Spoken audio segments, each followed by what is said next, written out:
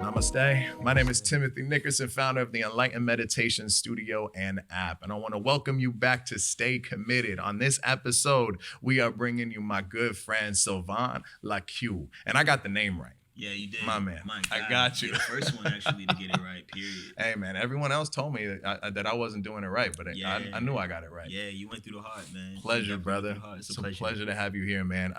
Really been vibing with your music lately. Thank you. And really just been sitting with it. Tell me, like, for those who don't know you out there, give them that introduction. Like, give them the highlight reel. Kind of like, where'd you, what's the story? Man, absolutely. Well, hello there, world. For those who don't know me, my name is Sylvan LaCue. I'm from Miami, Florida. Right on. I'm 29 years old.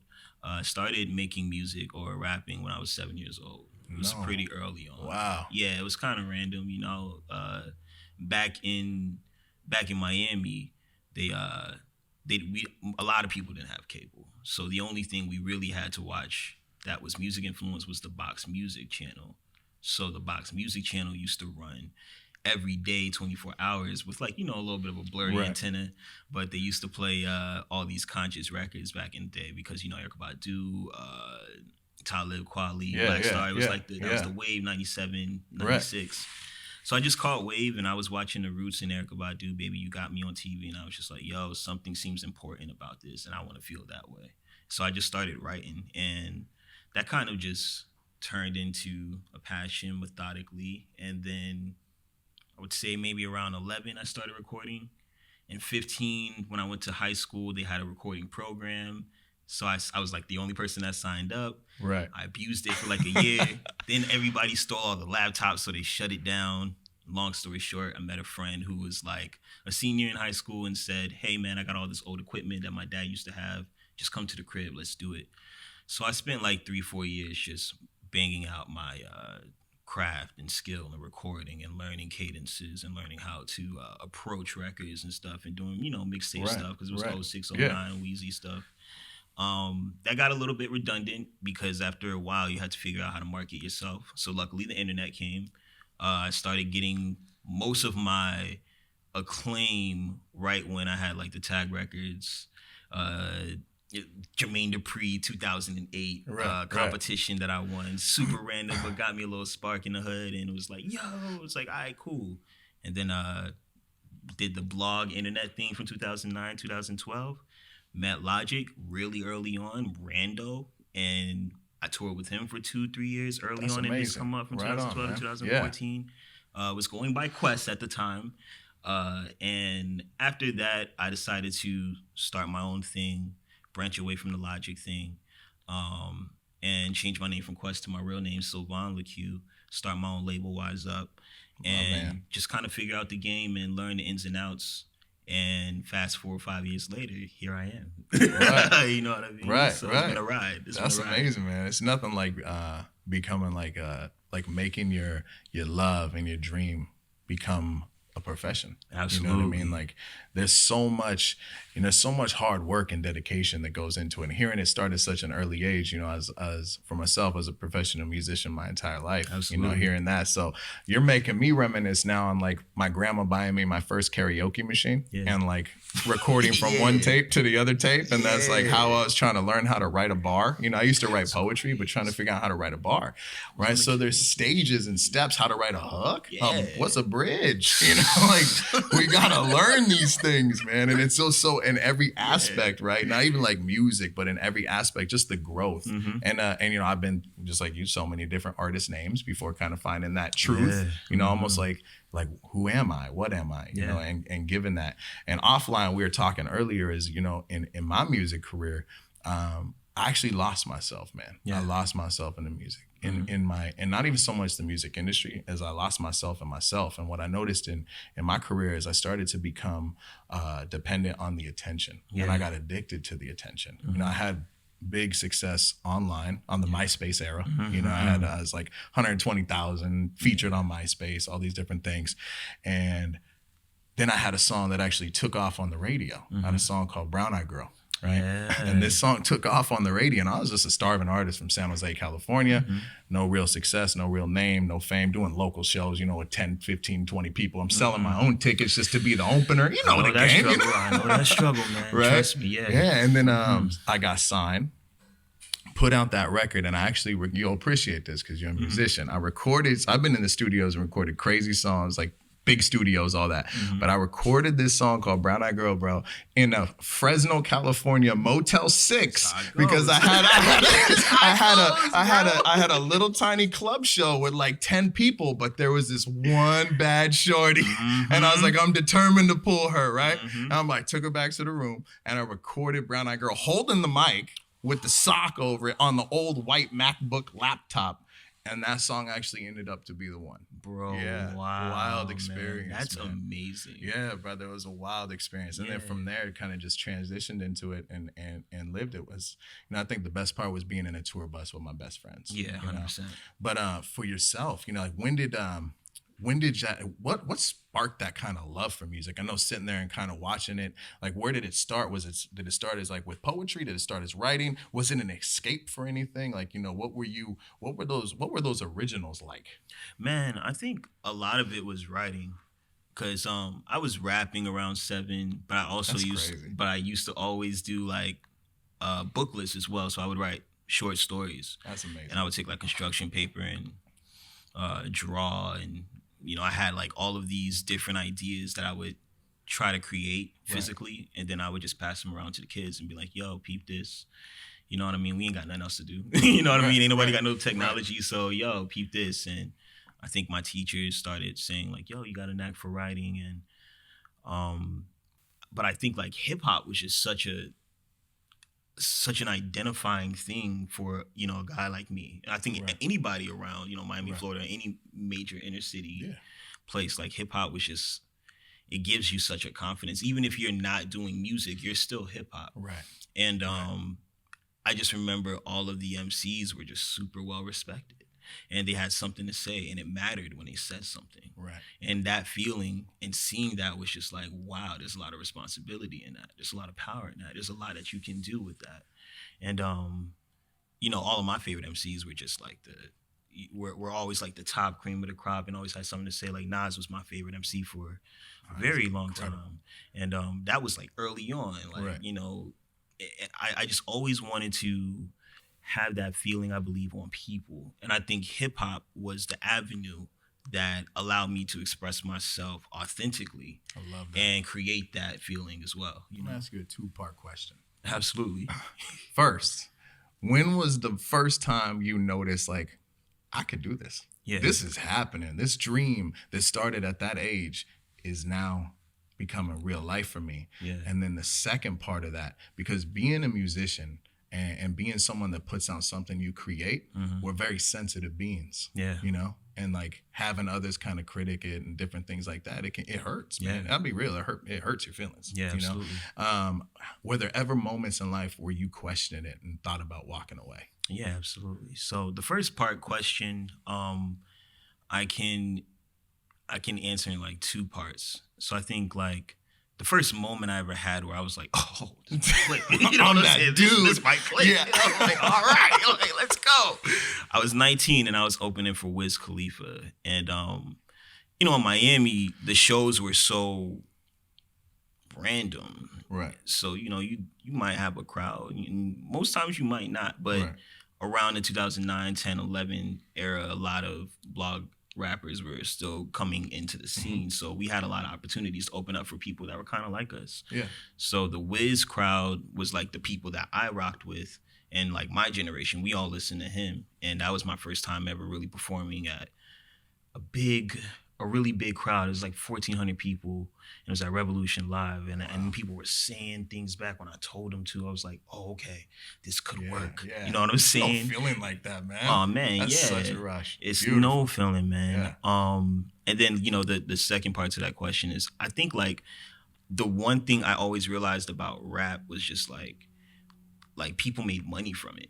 And so people would always be like, what are you saying? You can't be a rapper. I'm like, why? People are rich. Like, this is like a career. You know what I mean? Right. So it was always kind of like I never really like early on. I never really doubted it just because from a matrix standpoint, I saw the results. So it was just like, well, yeah, I could get rich doing this. And you guys are telling me other avenues where I can make money and make a living. And that's cool too. But I could also do that with this. And I really love doing this. And so it was just kind of it was like a blind kid, like logical, this makes sense confidence. Right. But the real moment when I was like, yo, I can do this was the Wiz concert. Doubts were always a thing. Like from the beginning, because the surroundings of Miami were so against, number one, what I like to express. So like I was a conscious dude. I liked, lyrical miracles and syllables, and my favorite MCs were like people you couldn't like buy albums to. Like I was listening to Cannibal Ox when I was 13. People were just like, "Who's that?" I'm just like, "You don't know, man. You just get," So like being in Miami, where it's hilarious. Like being in Miami, where like, especially when I came up, like I loved Ross and early Pitt. You know what I mean? A lot of people don't remember early Pitt. Pitt's where my it's guy, like, bro. Early Pitt. Did a bunch of shows with Pitt. You know what I'm saying? Like Pitt's from the street, bro. He's hard, bro. Man. We go outside and we see him in the corner. You know what I'm saying? Ordering the flavor coffees and the fucking Cuban bread and shit. Like, yo, Pitt. He's like, yo, what's up? And the wife beating chilling. That's why when people like, oh, yo, Pitt. I'm like, yo, man, y'all don't get it. Like, y'all don't get it. We seen that dude. Like, we proud. You know what I'm saying? So, like, but that's neither here nor there. Yeah. I think, like, just the surroundings just weren't naturally encouraging to, like, the style of music I wanted to do. So, naturally, I was just like, well, how is this going to work out? Because, like, what I see here and what I'm feeling and trying to do, it's a disconnect. And, also logistically, you start to get into the reality of how things work and how people do things and what they sacrifice. And you start to be like, well, I don't want to do that. You know what I mean? And, well, maybe I do want to do that, or maybe I should do this. And so for a while, it becomes a touch and base. And for me, I think also I was such a mental guy. I'm still such a mental guy, where I was always trying to figure out how things work instead of identifying with what I wanted to feel. You know what I mean? Because then that would have opened the avenues. Yeah, that would open the avenues for me to create the life that I wanted for myself. But I was still stuck on how things work. Right.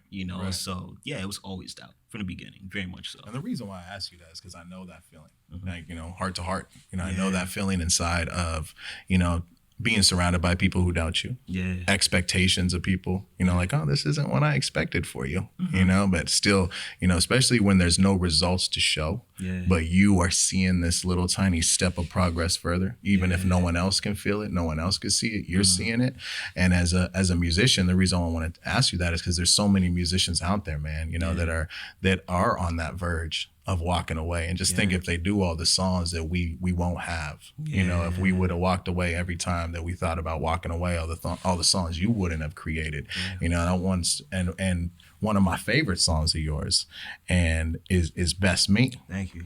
And there's a story behind Best Me, right? Can we touch on that story, man? Because like the words behind it are absolutely phenomenal. Yeah. Like, just the aspect, the mental health side of it. So, touch on that. Where'd that song come from? I was living in Oakland. I was engaged. It was the first time I ever produced a record for myself. Like, that was the first time I ever produced that one? Yeah, I produced that record. Right on, man. And I just remember I was going through a really depressing state. I've had like multiple depressing states during this journey, because that's just kind of what warrants for me at that time. When what was warranted. So I'm not gonna say that's what warrants. That was what was warranted for me at that time. But I just remember being like, I was okay. Like, I was making money. Right. Music was cool. It wasn't like the best. I was experiencing a bit of a dip from when I left from Logic to when I started my own thing, because logistically things happen. And I was 26, had an apartment. I was engaged, and I was a barista. And it was like, this is cool. I'm good. I'm not sleeping on couches. I'm not, I'm not like, death pouring dough, but I'm just like, but this, like, there's still a disconnect. I had lost touch with my core desire. And so Best Me had really came from a space of like, just true honesty. I was supposed to create a whole other record, and it was supposed to be a partnership for a headphone company. And I created the record. I was like, oh, okay, this is dope. The producer was like, nah, we can't use that. I was like, all right, well, that sucks. I guess I'm not going to have a record. Wasn't really making records right then. I was working more. And my ex at the time was like, yo, man, you can either like fulfill this opportunity or don't. It's on you.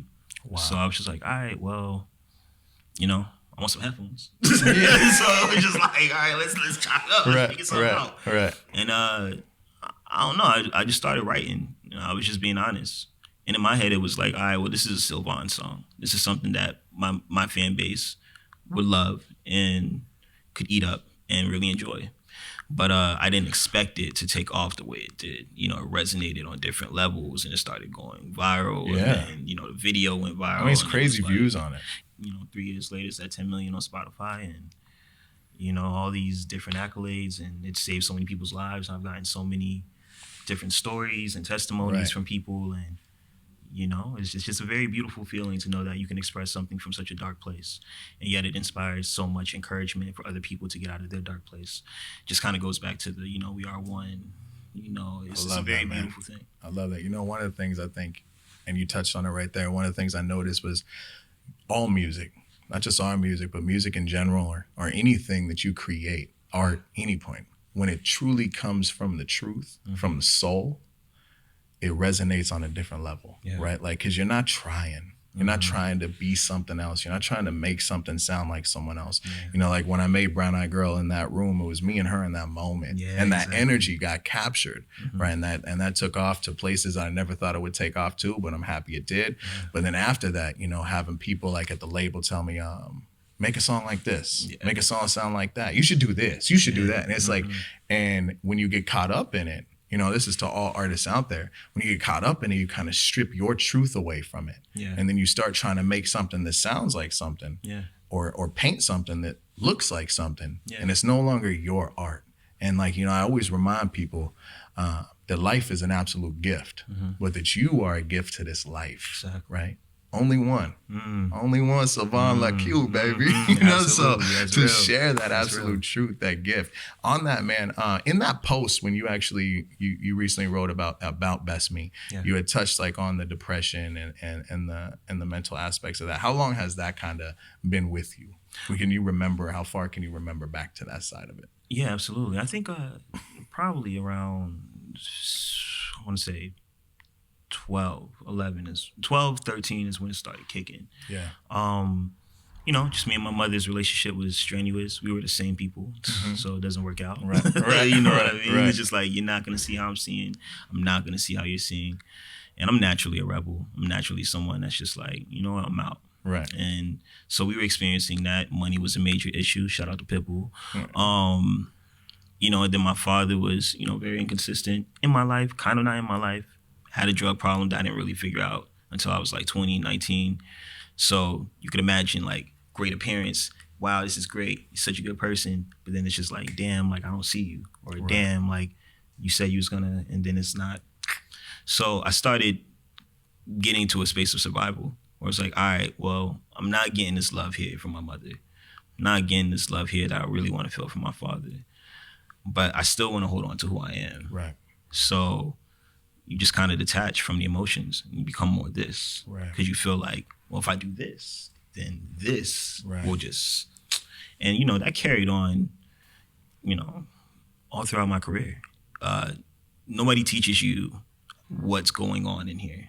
You know what I mean? They just kind of, you know, sell you the end product and say, all right, man, you know, figure it out. And then when you're trying to figure it out, you know, it's not necessarily people who tell you what to do. It's just that your soul has to be aligned with the people that you're around.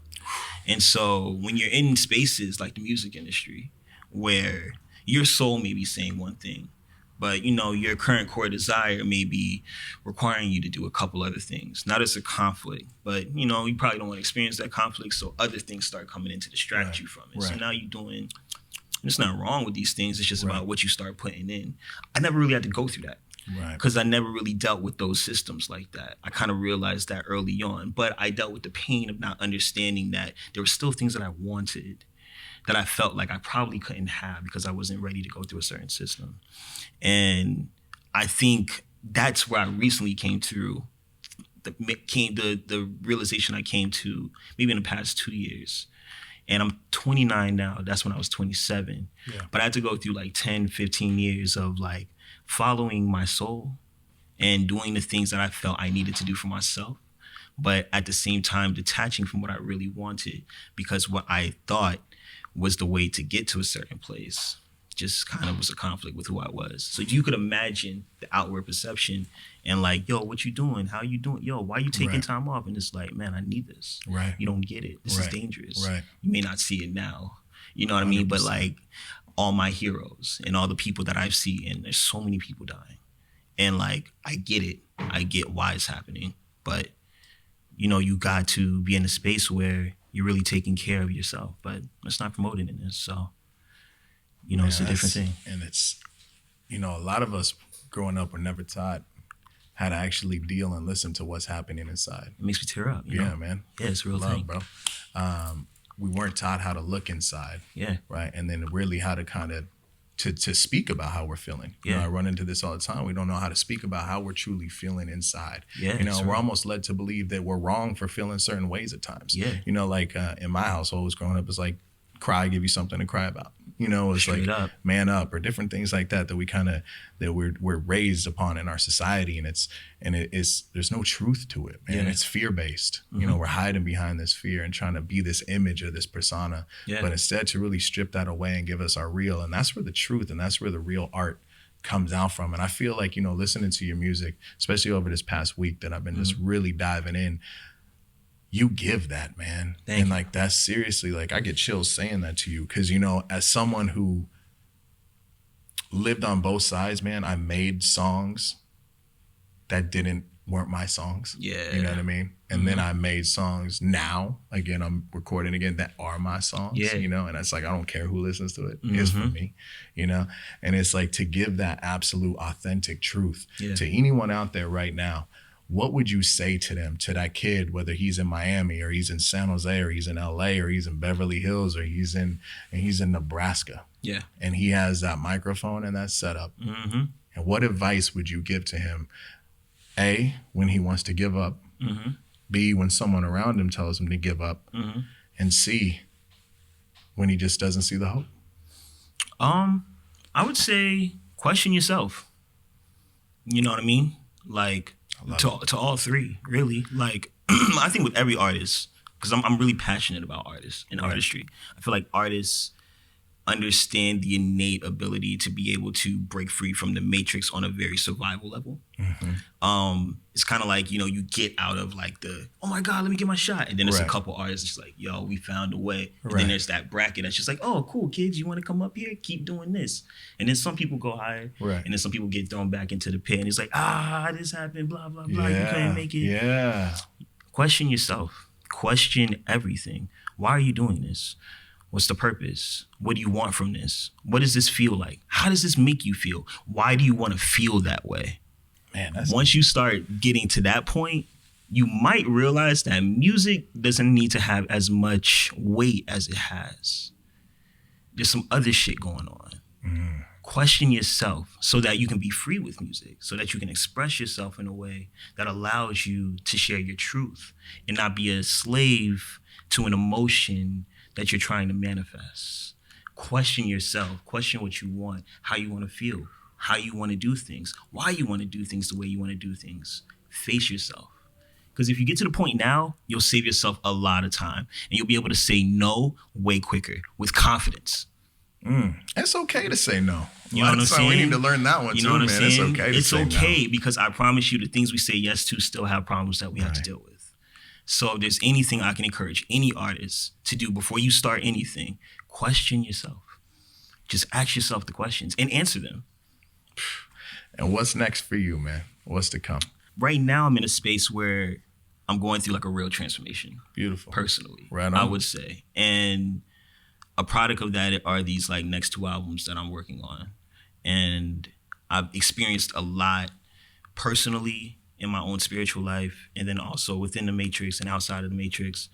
I've seen a lot, I've met a lot, you know, and I really want to be able to give the next set of game through these records that I put out. So I just, all I want is for the music and the message, like always, it's to resonate and resonate on that higher level. And just go from there. I love it. If you need a spiritual 16, I got you. Hey, You know, my God, I might be calling you. hey, You brother, know what I'm saying? I love it, man. I just want to say thank you, brother, truly for coming here, for the inspiration. Absolutely. To get to sit with you and just to chat with you and then to share your story, man, and give that inspiration, that strength, that hope. You know, because we were there. You know, we were those kids. And so to be able to give that back, you know, there's nothing that you cannot create. There's nothing you cannot become. There's no dream that is too big. We decide that. Don't set any limitations for yourself. You know, I like to remind people that we live in this world, this universe that has no limitations to it. So never set a limitation in the mind that you can achieve if you believe and just conquer it. You got everything that you need. I promise you that. So with that, be on the lookout for my man. 2 albums coming. Two albums coming. Absolutely. I love it. I love it. You know what I mean? And check out his music. Give him the socials real quick or the links where they can go get that. Absolutely. Everything is at Sylvan LaCue. SYLVANLACUE. That's Twitter, Instagram, website, the whole nine. So if you ever want to just find out where I'm at, those 2 words lead you exactly to this space with more hair. Yeah. You know what I mean? And speaking of where you at, man, you're everywhere. You pop up everywhere. Hey, man, right? You know. You pulled up on my boy Dom for the kids. Yeah. Shout out to the Lila Project. Absolutely, you know? So 100%. I know you just everywhere. I mean? You rolling. And that was all off the strength and the love, man. You always giving back. So yeah, man. You know, appreciate that. The children are like the ones who get it. They get it the most. Big, you know what I mean? Brother. So, you know, you got to give it because, you know, 9 times out of 10, they'll give you more than you can give. Hey, man, thank you for sharing your truth, bro. For real. Thank you for Keep allowing that me going, to have a man. platform And to share my I truth, got man. you. Keep that going, brother. It's all love. And with that, guys, thank you so much for tuning in to this episode of Stay Committed, powered by Enlightened Meditation, the only app combining meditation and motivation. And with that, we want to say thank you. Some apps put you to sleep. We wake you up. Namaste. Namaste.